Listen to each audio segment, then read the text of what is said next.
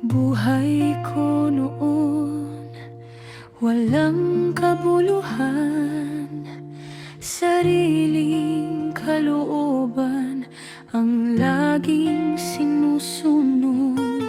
Hindi alintana ang kahihinatnan, ang dulo pala ay kapahamakan.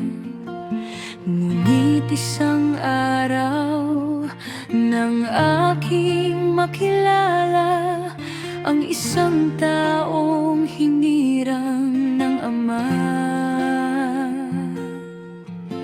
ako'y nagsisi at nangako, Ama, mula ngayon hindi na ang sarili kong kalooban, kundi sa'yo na ang masusunod sa buhay ko.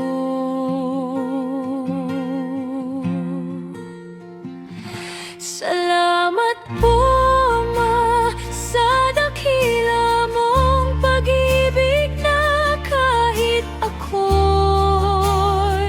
makasalanan, iyong pinatawad at nilinisan. Anak mong hinirang, ako'y tinuruan. Ngayon ang buhay ko'y iaalay, handang ibibigay anumang bagyo, apoy at pagsubok.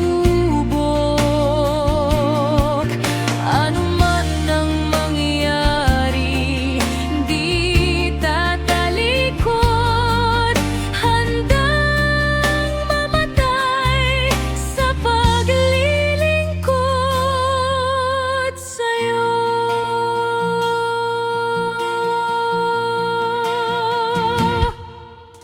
Sa aking pagsusunod, apoy ng pagsubok aking dadaanan, pagtutuwid at mga pagpapaalala aking dadanasin. Ito'y tatahakin upang lumago at umabot sa sakdal na maging anak na tulad ng modelo. Salamat po, Ama, sa dakila mong pag-ibig na kahit ako'y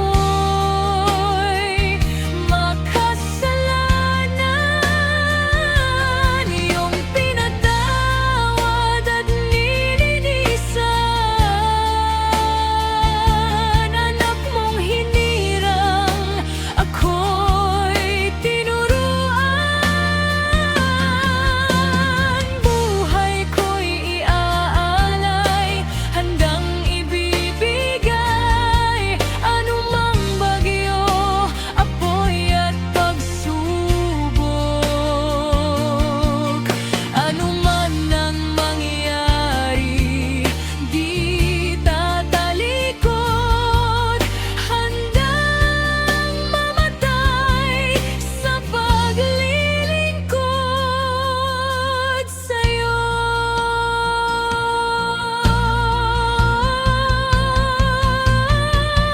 Anumang bagyo, apoy at pagsubok, anuman ang mangyari, di tatalikod, handang mamatay sa paglilingkod sa'yo.